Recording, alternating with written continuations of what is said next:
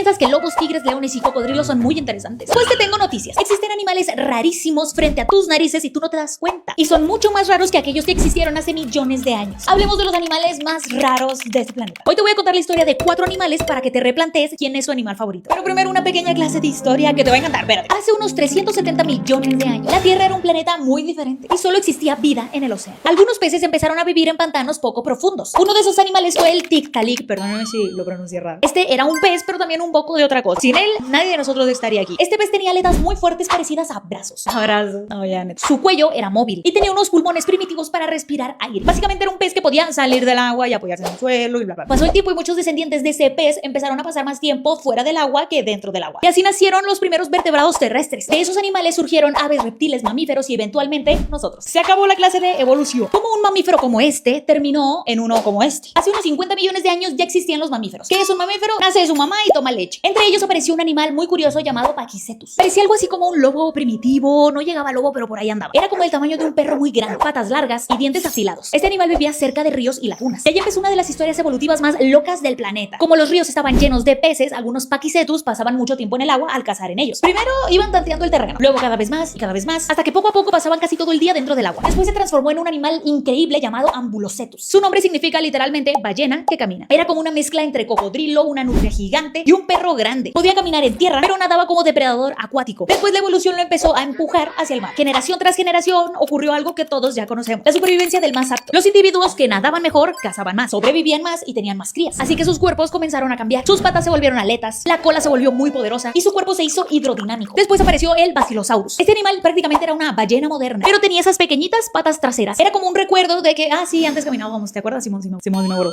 Qué loco, ¿no? De la chica. Pero nunca dejaron de ser mamíferos. Aunque volvieron al agua, las ballenas jamás volvieron a ser peces. Como aquel compadre que se nos salió que si hubiera dicho al chile, de huevos no me salgo, pues no estaríamos aquí. Las ballenas conservaron cosas como respirar aire con pulmones, tener sangre caliente, que las madres produzcan leche y no poner huevo, obviamente. Ponte a pensar que el animal mamífero más grande que ha existido en toda la Tierra, o sea, la ballena azul, sigue siendo un mamífero terrestre que regresó al mar. Existen muchísimos tipos de ballenas, pero pues todas comparten cierta historia. Uy, a mí me encantan las ballenas, arriba las ballenas, pues hablemos de las ballenas. Número 2, hablemos del ornitorrinco. Mira, ya te las abritas, ¿sabes qué? Eso está raro. Muchos dicen que es el experimento más raro de la naturaleza. Cuando científicos europeos lo vieron por primera vez en 1799, pensaron que era una broma. Concha su madre y se rieron, ¿eh? O sea, ¿quién hizo tal cosa? Estaba horrible, estaba todo horroroso. Creían que alguien había cosido partes de diferentes animales. ¿Por qué te reirías? Europeo del siglo XVIII. El ornitorrinco parece tener varias partes de varios animales al mismo tiempo y todas funcionando. Pico de pato, cola de castor, patas de nutria y cuerpo de mamífero. ¿Por qué cuerpo de mamífero? Porque produce leche. Pero el ornitorrinco tiene un linaje muy antiguo y tú no te lo sabes. Pertenece a un grupo de mamíferos llamado monotremes. Y esos animales se separaron del resto de mamíferos hace como 180 millones de años. Eso quiere decir que los abuelos de los ornitorrincos existían cuando los dinosaurios existían también. Sus ancestros eran pequeños animales del tamaño de un ratón. Pónganme un ratón aquí, por favor. Gracias. Uno de esos animales era el Teinófelos. Pónganme un Teinófelos aquí.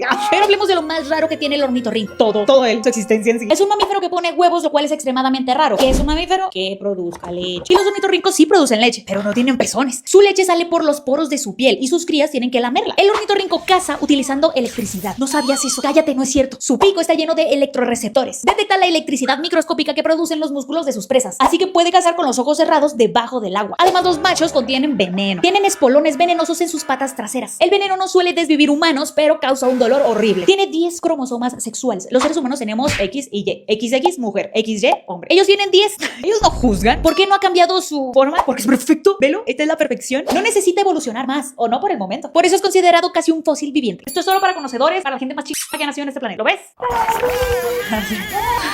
Sigue, hablemos de las jirafas. Yo sé que tú la tienes muy normalizada porque estaba pegada en el alfabeto de tu primaria. J, jirafa. Pero hace unos 20 millones de años las jirafas no tenían unos cuellos tan largos. Eran animales muy parecidos a los antílopes pequeños. Uno de ellos fue el Samotherium. Tenía un cuello moderado, un cuerpo parecido al de un ciervo. Sus patas sí eran largas y vivía en bosques abiertos. Pero con el tiempo el clima de África fue cambiando. Muchos bosques se transformaron en sabanas enteras. En la sabana.